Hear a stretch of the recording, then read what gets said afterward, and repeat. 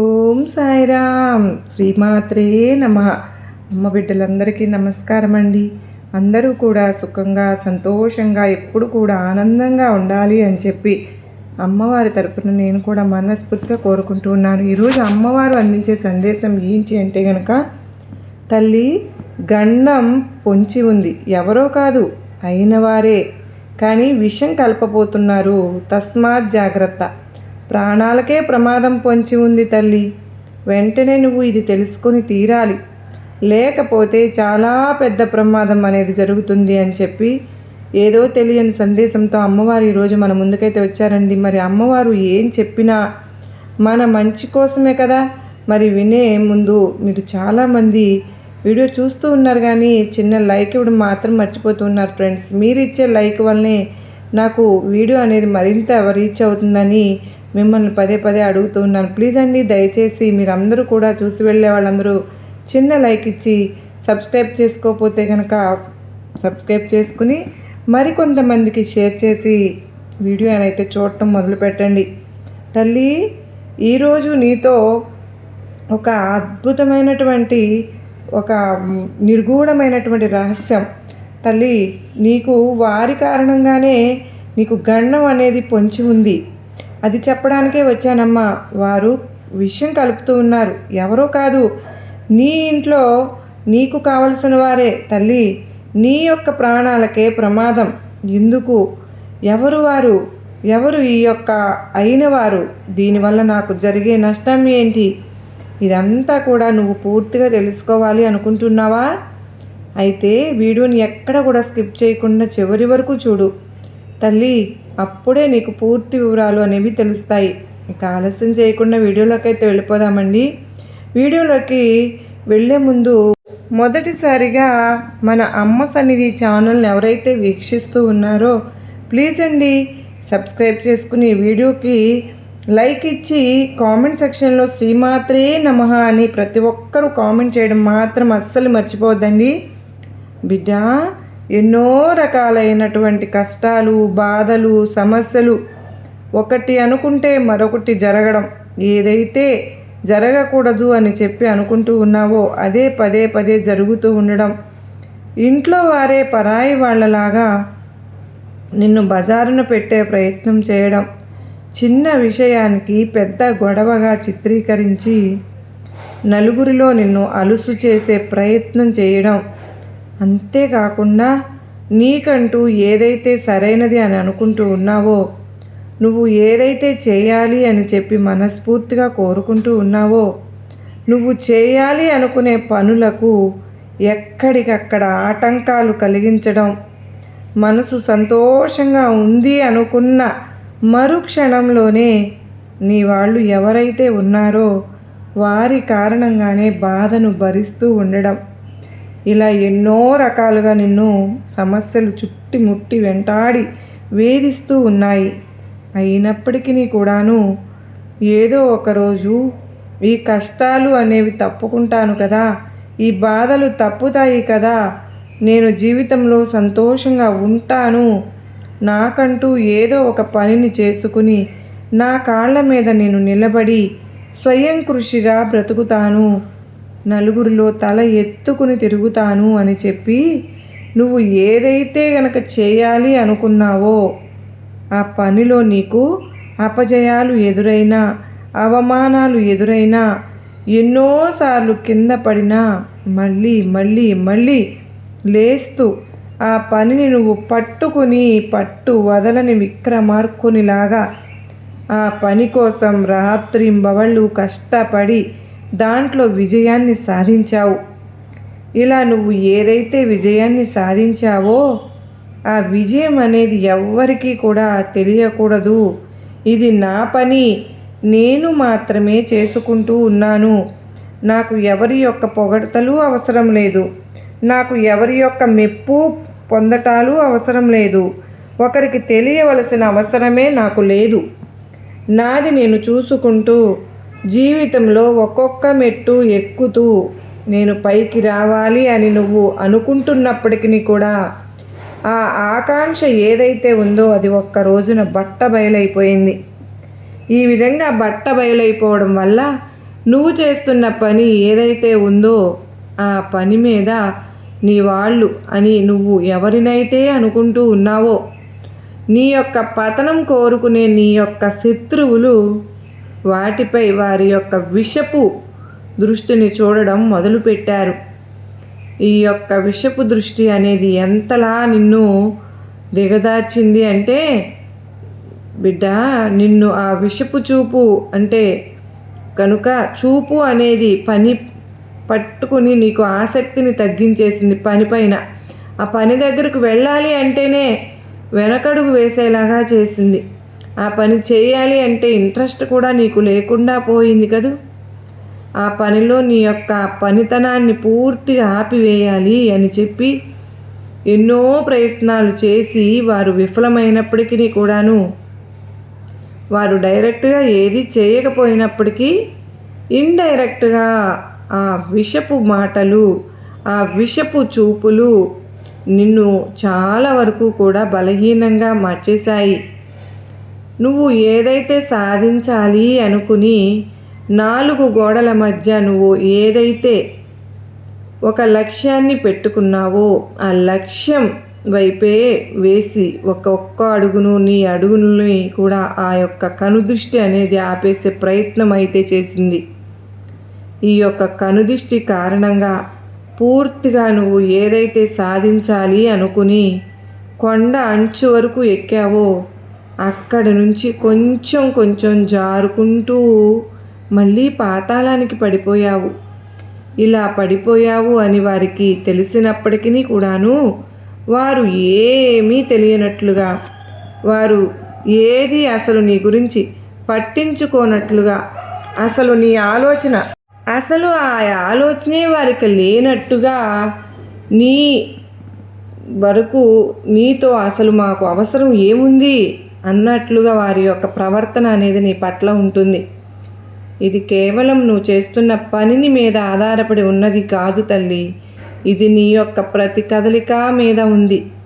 ఎందుకు అంటే కనుక ఒక మనిషి ఒక్కసారి గోడకి గురిపెట్టి బాణం వేసినప్పుడు ఆ బాణం గోడకి తగలకపోవచ్చు, కానీ 100 సార్లు గురిపెట్టి వేసినప్పుడు 100లో 95 పడిపోయినా కూడా మిగతా 5 బాణాలు గోడకి గుచ్చి గోడను గాయపరుస్తాయి. అలాగే ఇప్పుడు వారి యొక్క చూపులు, వారి యొక్క మాటలు ఏవైతే ఉన్నాయో అవి 100 సార్లు నిన్ను అన్నప్పటికీ 100 సార్లు తగలకపోయినా 10 సార్లు అయినా కానీ నిన్ను బాగా ఏకంగా నీ యొక్క ఎఫైర్స్కే తగిలాయి. ఆ ఎఫర్ట్స్ అంటే తగిలాయి కనుకనే అని చెప్పవచ్చు. దీని కారణంగా మనసులో సంతోషం అనేది నీకు పూర్తిగా పోయింది కదూ. ఏ పని కూడా నీకు చేయాలి అనిపించటం లేదు. ఆ ఎఫర్ట్స్ పెట్టి ఎంతో సంతోషంగా ఉన్నావు నువ్వు ఆ పని మీద, కానీ వాళ్ళ రోజున తలనొప్పితో ప్రతిరోజు కూడా నరకాన్ని అనుభవిస్తూ ఉన్నావు. తిండి కూడా నీకు సహించడం లేదు. సరే, కనీసం పడుకుంటే బాధలు మరచిపోయి హాయిగా బ్రతుకుదాము అని అనుకుని కాసేపు నిద్రపోదాములే అనుకుంటే నిద్ర కూడా నీకు సరిగ్గా పట్టడం లేదు.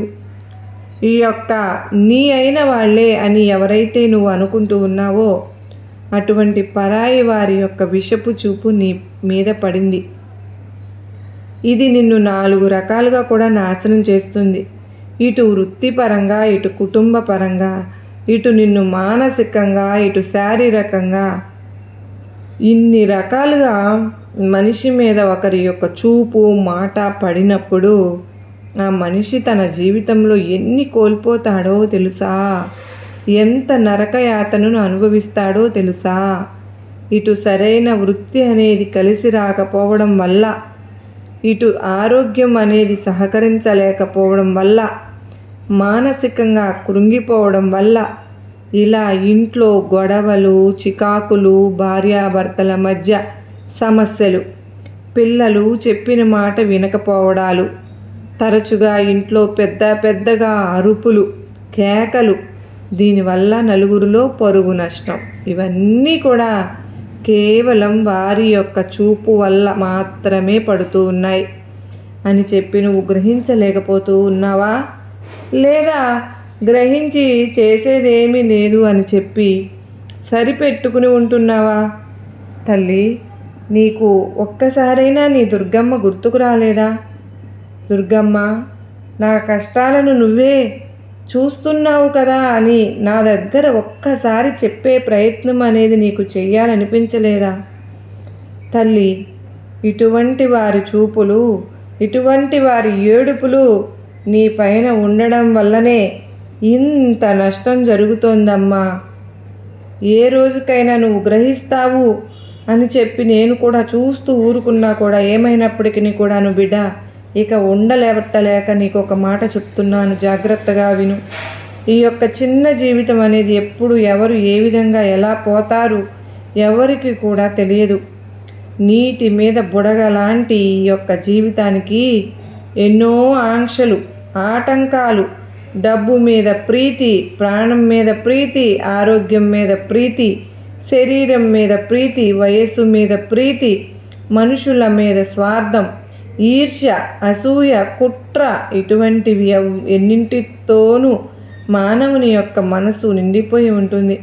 కానీ ఎప్పుడైతే ఆ యొక్క మనిషి మనసులో కల్మషం అనేది ఉండదో, పసిపిల్లల మనస్తత్వం ఆ యొక్క వ్యక్తికి ఉంటుందో, అంటే ఏది ఎంతవరకు నాకు దక్కాలని రాసి పెట్టి ఉంటే అంతవరకు మాత్రమే నాకు దక్కుతుంది, నాది కానిది నేను ఏది కూడా తాకను, నాకు అవసరమైనది నేను కష్టపడి సంపాదించుకుంటాను, ఆరోగ్యం కోసం నేను ఏదైతే ప్రయోగాలు చేయాలో, ఏవైతే పనులు చేయాలో, ఏవైతే ఒక క్రమశిక్షణ పాటించాలో అన్నీ పాటిస్తాను, ఇక నేను చేయగలిగింది చేసిన తరువాత అంతా కూడా భగవంతుని మీద వదిలేస్తాను అని చెప్పి ఎవరైతే వారి యొక్క జీవితాన్ని టేక్ ఇట్ ఈజీగా తీసుకుంటారో వారి జీవితమే ప్రశాంతంగా ఉంటుంది. ఎవరైతే నేను ఇది చేయాలి, నేను అది చేయాలి, నేను ఒక లక్ష్యాన్ని చేరుకోవాలి, నాకంటూ ఒక పట్టుదల ఉండాలి, వారికంటే నేను గొప్ప స్థాయిలో ఉండాలి, వారికంటే నేను గొప్పగా సంపాదించాలి, వారి దగ్గర లేనివన్నీ నేను కొనుక్కోవాలి అని చెప్పి ఇలా ఎవరైతే ఎప్పుడు వేరే వారితో పోల్చుకుని వారికంటే నేను గొప్పగా ఉండాలి అన్న ఉద్దేశాన్ని చూపిస్తూ ఉంటారో అటువంటి వారి యొక్క జీవితం ఎప్పుడు కూడా బాధగానే ఉంటుంది. బిడ్డ, ఒక్క విషయం చెప్తాను, జాగ్రత్తగా విను. ఇక్కడ నీ వాళ్ళు అని చెప్పి బయట సమాజం అనుకుంటూ ఉన్నప్పటికీ నీ వాళ్ళు ఎవరైతే ఉన్నారో ఇటు అత్తింటి వైపు, మీ అత్తగారు ఇంటి వైపు, లేదంటే మీ తోడికోడలు కానీ, లేదంటే మీ యొక్క ఆడపడుచులు కానీ, లేదా వారి యొక్క బిడ్డలు కానీ అందరూ కూడా నువ్వు నా అని చెప్పి అనుకుంటే సరిపోతుందా? వారు కూడా నిన్ను చూసి నా మరదలు, నా వదిన, నా తోడికోడలు, మా ఇంటి ఆడపడుచు లాంటిదే, మా ఇంటి కోడలు అని చెప్పి వారు కూడా అనుకోగలగాలిగా. అలా కాకుండా అందరూ కలిసి ఒక జట్టుగా ఉండి నిన్ను మాత్రమే టార్గెట్ చేసుకొని నువ్వు ఏ చీర కట్టుకున్నా కూడా దాని మీద పడి ఏడ్చి, నువ్వు ఏ నగలు పెట్టుకున్నా కూడా దాని మీద పడి ఏడ్చి, నువ్వు ఏదైనా కానీ ప్రాపర్టీ కొనుక్కున్నావనుకో దాని మీద పడి ఏడ్చి, ఇలా ఇన్ని రకాలుగా వారి యొక్క మాటల రూపంలోనో వారి యొక్క చేష్టల రూపంలోనో వారు నీ మీద ఈర్ష్యను చూపిస్తూ, అసూయను చూపిస్తూ, విషాన్ని చిమ్ముతూ ఉంటే గనుక ఇక ఎప్పటికీ కూడా నువ్వు నా వారే కదా అని చెప్పి సర్దుకుపోయినట్లయితే చాలా వరకు కూడా ఇందాక నేను చెప్పినట్లుగా గోడకి బాణాలు 100 కొడితే 100లో 5 తగులుతాయి కదా అన్నట్లుగా అలా నీ యొక్క జీవితం మీద చాలా వరకు ఎఫెక్ట్ అనేది పడుతుందన్నమాట. కనుక ఈ యొక్క ఎఫెక్ట్ అనేది పడకుండా ఉండడం కోసం నీ వాళ్ళు ఎవరు, పరాయి వాళ్ళు ఎవరు, నీ మంచి కోరుకునేది ఎవరు, నీ చెడు కోరుకునేది ఎవరు, ఇదంతా కూడా నువ్వు జాగ్రత్తగా క్యాలిక్యులేట్ చేసుకుని ఒక పుస్తకం మీద రాసుకో. ఈ విధంగా నువ్వు పుస్తకం మీద రాసుకుని నీకు వ్యతిరేకంగా ఎవరైతే ఉన్నారో వారు నీ గురించి ఏమైనా కానీ అనుకోనివ్వు, నిన్ను తప్పుగా అపార్థం చేసుకోనివ్వు, నీతో సరిగ్గా మాట్లాడకపోయినా సరే కానీ పర్వాలేదు, వారు నిన్ను నిర్లక్ష్యంగా చూసినా కూడా పర్వాలేదు, వారికి ఆమడ దూరంలో ఉండే ప్రయత్నమైతే చెయ్యి. ఎందుకు అని అంటే గనక నీకు వ్యతిరేకంగా ఉన్నవారు ఎప్పటికీ నీకు అనుకూలంగా మారరు. ఎందుకు అని అంటే వారి యొక్క దృష్టి నీ మీద చెడుగానే ఉంటుంది. వారి యొక్క పనితీరు నీ మీద చెడుగానే ఉంటుంది. వారు ఏదన్నా కానీ పొరపాటున కానీ నీకు ఏదైనా సహాయం చేసినా కూడా అందులో స్వార్థం ఉంటుంది. వారి కళ్ళు ఎప్పుడు కూడా విషపు చూపులులాగా నీ యొక్క శరీరాన్ని దహించి వేస్తూ నీ మీద విషాన్ని చిమ్ముతూనే ఉంటారు. వారి యొక్క మాటలు నీ ముందు నార్మల్గా మాట్లాడినా కూడా 4 గోడల మధ్య నలుగురితో కలిసి కూర్చున్నప్పుడు నీ మీద విషాన్ని కక్కుతూనే ఉంటాయి. అటువంటి వారికి నువ్వు ఎంత మంచి చేసినా సరే కానీ, ఎంత వారి కోసం నువ్వు పాటుపడినా కానీ, ఎంత వారి కోసం నువ్వు దిగజారిపోయినా కానీ ఎటువంటి ఉపయోగము ఉండదు. ఇక నీ కోసం ఎవరైతే ఉన్నారో, నీ వాళ్ళు ఎవరైతే ఉన్నారో వారిని మాత్రం నువ్వు తిట్టినా, అరిచినా, గొడవ పడినా వారు నీ మంచే కోరుకుంటారు. నువ్వు సంతోషంగా ఉండాలనే కోరుకుంటారు.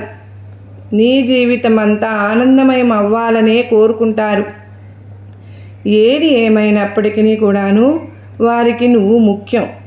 నీ భవిష్యత్తు ముఖ్యం. నీ జీవితం ముఖ్యం. కాబట్టి ఇప్పటి నుంచి ఈ విధంగా నీ యొక్క శత్రువులు ఎవరైతే ఉన్నారో ఆ శత్రువులను దూరంగా పెట్టేసేయి. నీ యొక్క మిత్రులు ఎవరైతే ఉన్నారో వారితో నువ్వు ఎక్కువ సమయాన్ని గడుపు. అలాగే నీకు ఏదైతే పని నచ్చదో ఇతరుల కోసం అని చెప్పి, ఇతరులు ఏమన్నా అనుకుంటారేమో అని చెప్పి మొహమాటానికి పోయి ఆ పనులు చేయనే వద్దు. నువ్వు ఏదైతే చేయాలి అని చెప్పి ఆశపడుతూ ఉన్నావో నీ ఆశలు తీర్చుకోవడానికి, నీ యొక్క కోరికలను తీర్చుకోవడానికి, నీ యొక్క ఆర్థిక పరిస్థితిని ఆలోచించుకుని అది చేయవచ్చా, చేయకూడదా అని చెప్పి నువ్వు ఒక నిర్ణయాన్ని తీసుకుని దానికి తగినట్లుగా అడుగులు ముందుకు వేస్తూ ఉంటే తప్పకుండా మనసు ప్రశాంతంగా ఉంటుంది, సంతోషంగా ఉంటుంది. బిడ్డ, నీ మీద నరదిష్టి చాలా ఎక్కువగా ఉంది. విషపు కన్నుల చూపు అనేది నిన్ను అడుగడుగున వెంటాడి నిన్ను దహించి వేస్తూ ఉంది. ఈరోజు నువ్వు ఇంత చిన్న వయసులో కూడా అనారోగ్యానికి గురి అవుతున్నావు అంటే, మానసిక స్థితి సరిగ్గా ఉండడం లేదు అంటే కూడా, శారీరకంగా బలహీనంగా కృంగిపోతున్నావు అంటే, కొన్ని రకాలైన అనారోగ్య సమస్యలు నీ వెంటబడి వేధిస్తూ ఉన్నాయి అంటే దానంతటికీ కూడా కారణం వారి యొక్క చెడు కన్ను. ఈ యొక్క చెడు కన్ను నుంచి తప్పించుకోవడానికి నువ్వు అన్ని ప్రయత్నాలు చేసినా కూడా వారు నీపైన, వారితో నీకు విరోధం వద్దు అని నువ్వు ఎంత సర్దుకుపోవాలని ఇప్పటి వరకు తాపత్రయపడ్డావు. ఒకవైపు నుంచినే ఉంటే సరిపోతుంది ఆ తాపత్రయం.